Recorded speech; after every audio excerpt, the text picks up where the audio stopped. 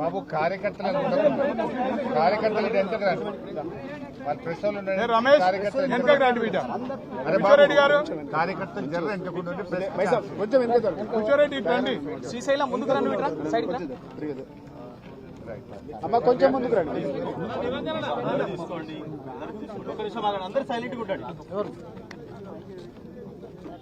వసతి నీ దగ్గరికి వచ్చిపోతావు. అందరికీ నమస్కారం. రాష్ట్ర వ్యాప్తంగా వడ్ల కొనుగోలు విషయంలో రాష్ట్ర ప్రభుత్వం యొక్క నిర్లక్ష్యం వల్ల వడ్ల కుప్పల మీదనే రైతుల గుండెలాగిపోతా ఉన్నాయి. రైతుల గుండెలాగుతున్నా కానీ రేవంత్ రెడ్డి గుండె మాత్రం కరగడం లేదు. గతంలో కేసీఆర్ గారి ప్రభుత్వంలో వడ్ల కొనుగోలు విషయంలో ఏ రోజు కూడా ఈ రకమైన ఇబ్బందులు లేవు. రేవంత్ పాలనలో రైతులకు అన్ని విషయాల్లో ఇబ్బందులే ఉన్నాయి. యూరియా విషయంలో ఇబ్బందులే, రైతు బంధు విషయంలో ఇబ్బందులే, సాగునీరు ఇవ్వడంలో ఇబ్బందులే, కరెంటు సరఫరాలో ఇబ్బందులే, చివరికి పండిన పంట అమ్మడంలో కూడా రైతులకు ఇబ్బందులు తప్పడం లేదు. ఇవాళ ఉత్తమ్ కుమార్ రెడ్డి గారు ఈ జిల్లాకు సంబంధించిన మంత్రి నిన్న ప్రెస్ మీట్ పెట్టి చాలా మంచిగా వడ్లు కొంటున్నాం, అసలు ఎవరికి ఇబ్బందే లేదు, అసలు మేం కొన్నంత మంచిగా వడ్లు ఎవరు కొంటనే లేరు అని పెద్ద పెద్ద మాటలు మాట్లాడిండు ఉత్తమ్ కుమార్ రెడ్డి. అయ్యా ఉత్తమ్ కుమార్ రెడ్డి, నేను ఎక్కడి నుంచో మాట్లాడతలేను, హైదరాబాద్ లో ఏసీ రూమ్ లో కూర్చొని నీ లెక్క మాట్లాడతలేను.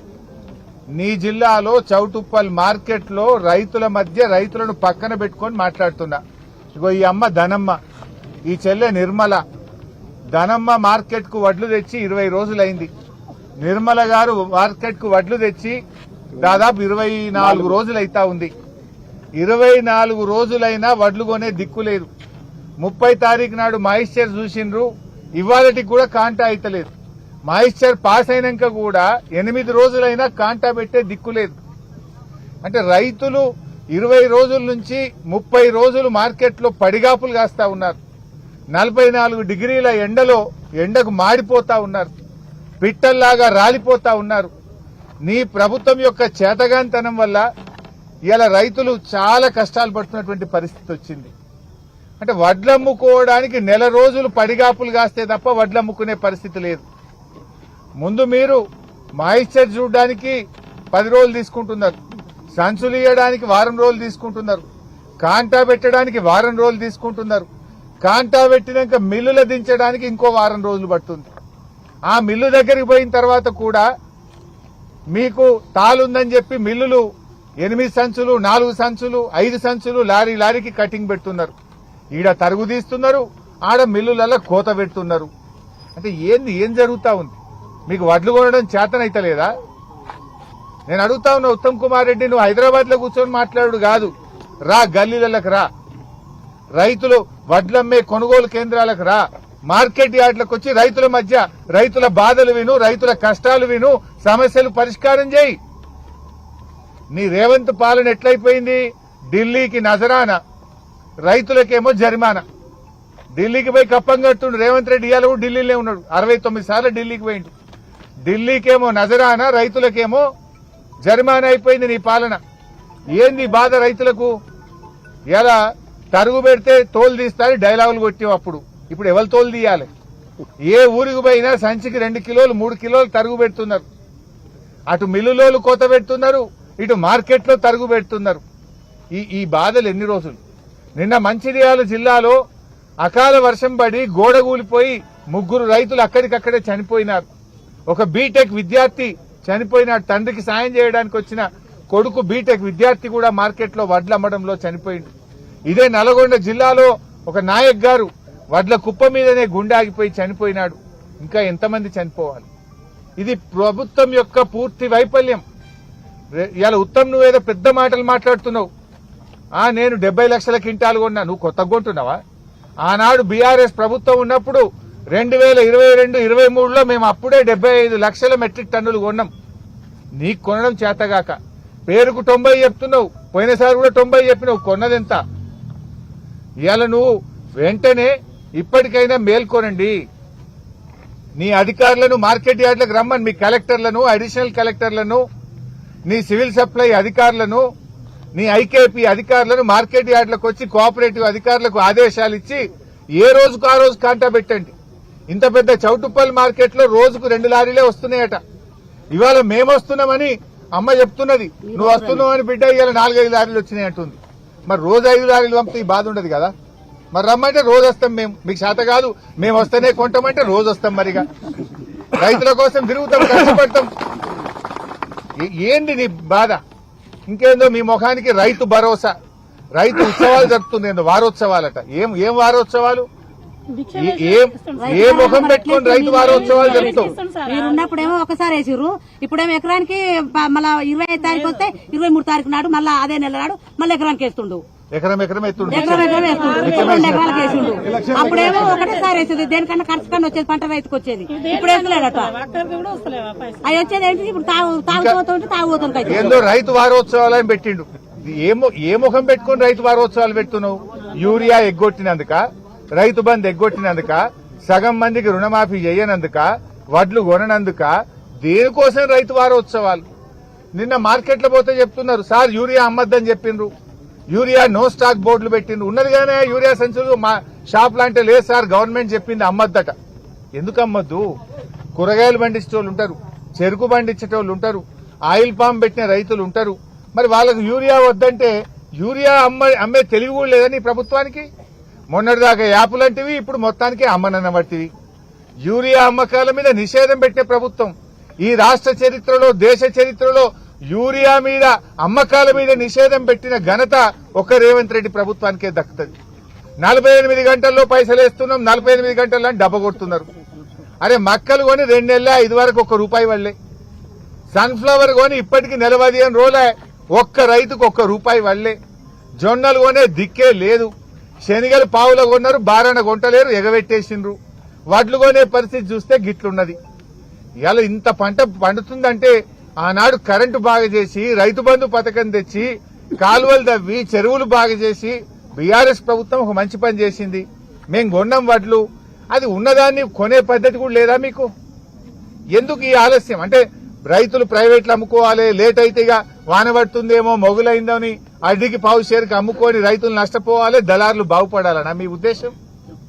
ఉత్తమ్ కుమార్ రెడ్డి గారు అంత బాగుందంటున్నావు, అంత బాగుంటే రైతులు రోడ్డు ఎందుకు ఎక్కుతున్నారు? నువ్వు మంచిగా పంటలు కొంటే రైతులు ఎందుకు నీ ప్రభుత్వానికి శాపనార్థాలు పెడుతున్నారు? నువ్వు మంచిగా కొంటే రైతులు ఎందుకు ధర్నాలు చేస్తుండో ఉత్తమ్ కుమార్ రెడ్డి గారు సమాధానం చెప్పాలి. ఉత్తమ్ గారు నేను మొన్న మిర్యాలగూడ దిక్కుపోయినా, నాగార్జున సాగర్ పోయినా, అక్కడ అదే బాధ చెప్పినారు. ఇవాళ చౌటుప్పల్, మునుగోడు ప్రాంతం వస్తే ఇవాళ ఇక్కడ కూడా అదే బాధ కనబడతా ఉంది. ముఖ్యంగా ఇవాళ మేము ప్రభుత్వాన్ని కోరేది ఒక్కటే, ఇప్పటికైనా రైతులు, ఎందుకంటే వర్షాలు, అకాల వర్షాలు వస్తాయి అని, తుఫాను వచ్చే అవకాశం ఉందని వాతావరణ శాఖ చెప్తా ఉంది. ఇప్పుడు ఈ మార్కెట్లో చెప్తున్నారు, ఒక్క వాన పడితే సార్ ఇది మొత్తం మడుగైపోతుంది, వడ్లన్నీ కొట్టుకుపోతాయి సార్, మాకు భయం అవుతుంది రోజు అని చెప్పి రైతులు చెప్తా ఉన్నారు. సో వెంటనే రోజుకు ఎన్ని లారీలు అవసరం ఉంటే అన్ని లారీలు పంపండి, గన్ని బ్యాగులు పంపండి, మిల్లర్లకు ఆదేశాలు ఇవ్వండి, హమాలీలను పెంచండి, యుద్ధ ప్రాతిపదికన వడ్లు కొని రైతులకు ఇబ్బందులు లేకుండా చూడాలని చెప్పి మేము ఈ ప్రభుత్వాన్ని డిమాండ్ చేస్తా ఉన్నాం. జై తెలంగాణ, జై తెలంగాణ, జై తెలంగాణ. హరిజనుల నాయకత్వం, హరిజనుల నాయకత్వం, కూర్చున్న ప్రభాకర్ రెడ్డి గారి నాయకత్వం.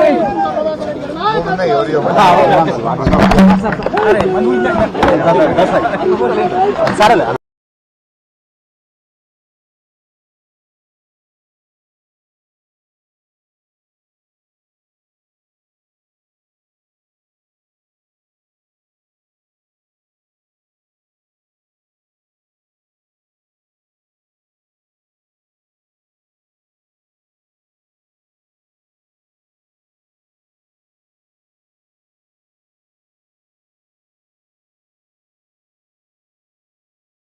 అకాల వర్షాలు వస్తాయి అని, తుఫాను వచ్చే అవకాశం ఉందని వాతావరణ శాఖ చెప్తా ఉంది.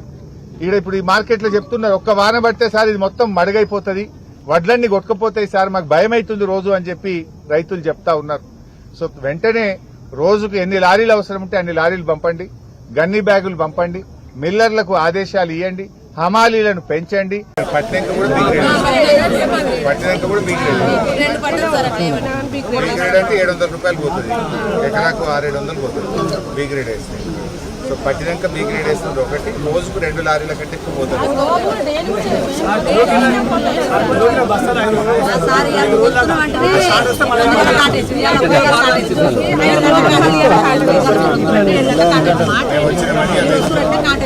నిన్న మొత్తం మీటింగ్ అయిందా, నిన్న మీటింగ్ అయ్యి రైతుల మీటింగ్ అని చెప్పారు. రైతుల మీటింగ్ కాలేదు, వాళ్ళ వేరే మీటింగ్ చెప్తారు.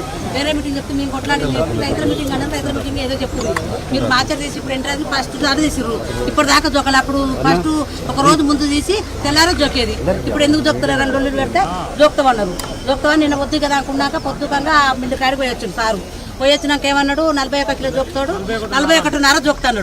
41.5 జోక్తా అంటే అట్టేట జోక్తారు. మీరు మిల్లు కాడ కొట్లాడు, మేము రోడ్ ఎక్కుతాం, గేటుకు తాళం వేస్తాం, రోడ్డు మీద మేము కొట్లాడతాం, పైనుంచి దిగొస్తారని మేము అన్నాం. అన్నాక మళ్ళీ ఇలా పొద్దుగాల మీరు వస్తారని ఎరకైందేమో, ఇలా పొద్దుగాల కాటేసారు.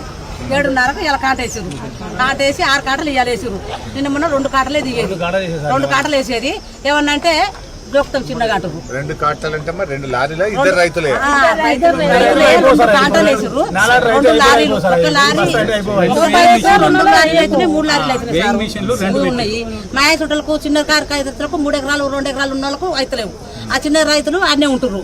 ఒక్కొక్కరు 2 లోడ్లు అయితే ఆడనే జోకించుకొని పోతుర్రు. మరి చిన్న రైతులు ఎక్కడ వాళ్ళు సార్? మరి నేను వచ్చి 20 రోజులు అవుతుంది సార్. ఇక్కడికి వచ్చి మార్చి తీసి 30 తారీఖు తీసారు. ధనమ్మ 20 రోజులు అయింది, 30 తారీఖు మార్చి తీసారు. అది వరకు మార్చి తీసి తెల్లారా జోకేది. ఇప్పుడు జోకలే ఇవాళ నేను రాత్రి నుంచి నిన్న నుంచి కొట్లాడుతున్నా. ఇప్పుడు కాంటెచ్చారు 20 రోజులు. మీది ఎన్ని రోజులు అయిందమ్మా? ఏప్రిల్ 14 అంటే 16, ఇది 8, 24 రోజులు అయిపోతుంది. మీరమ్మా 24 రోజులు, 20 రోజులు అవుతుంది. రోజు పొద్దున వచ్చుడు, సాయంత్రం పోవడం.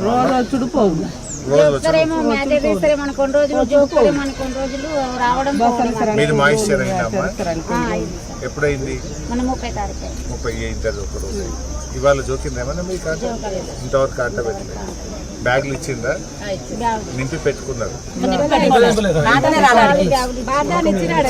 నింపి పెట్టి నిన్న పొద్దుగా జోకి రాడు సార్. 5 రోజులు జోకి మ్యాచర్ తీసాక 6 రోజులు వచ్చింది. 6 రోజులు తీస్తే మొదలు మాయిశ్చర్, తర్వాత బస్తాలు ఇచ్చుడు, తర్వాత